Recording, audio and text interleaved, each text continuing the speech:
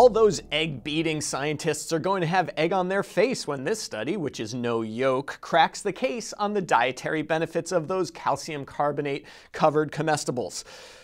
This ends the egg humor part of the presentation. I need to joke a bit though, because honestly it sort of pains me to talk about studies like this, but I need to talk about them because other people talk about them, and I feel like as a physician part of my job is to say no, don't take these studies seriously. But before I rant, and I will, here's what you need to know. A huge study of 500,000 Chinese people found that those who ate more eggs had less cardiovascular death. So, are eggs back on the menu? I don't know. These studies really don't tell us whether adding eggs or removing eggs from your diet will make any difference. I will put it really plainly. Studies that use responses to a food frequency questionnaire to link to some health outcome are not worth the paper they are printed on. And so let me use this recent egg study as an object lesson in the problems with dietary epidemiology research. First, no one eats randomly.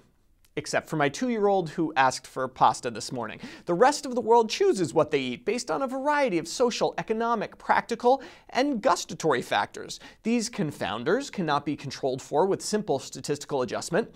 If I told you that American eaters of foie gras live longer than those who don't, would you attribute that to the foie gras or to the fact that these 1%ers have access to quality healthcare and other good things? And as I've discussed before, adjustment for things like income range does not fully account for the complex socioeconomic web we weave. Second, eggs, like coffee, marijuana, wine, chocolate, and many other exposures, are not really one thing. While the macronutrient composition of eggs is somewhat stable, the micronutrient composition is all over the map.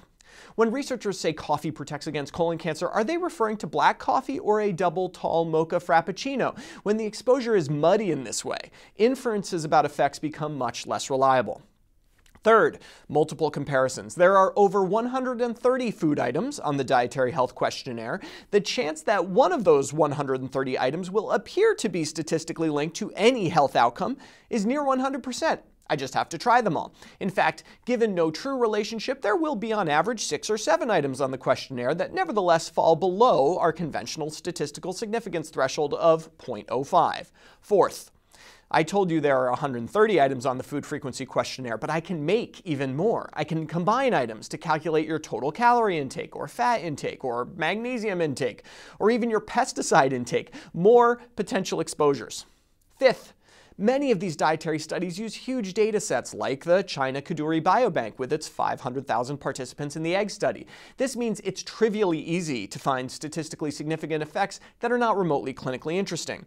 Even if you believe the primary findings of this study, that consuming an egg per day reduces your risk of cardiovascular death by 18% compared to rarely eating eggs, the absolute effect is tiny. You'd need to treat nearly 800 people with daily eggs to prevent 1 cardiovascular death per year. That's a lot of, Eggs! Eggs! Wet crunchy eggs! The bottom line. What you put into your body matters, but you put a lot of stuff into your body. No one thing is going to keep you alive, and conversely, no one thing is going to kill you. So when your friends tell you that you should eat more eggs based on this study, remember how Homer Simpson handled it. So one of those egg council creeps got to you too, huh? Oh, you got it all wrong, Homer. It's not like that. You'd better run, egg! So the next time you see a study that uses a food frequency questionnaire to make some inference about something you eat, remember, it's all a shell game. For MedPage Today, I'm Perry Wilson.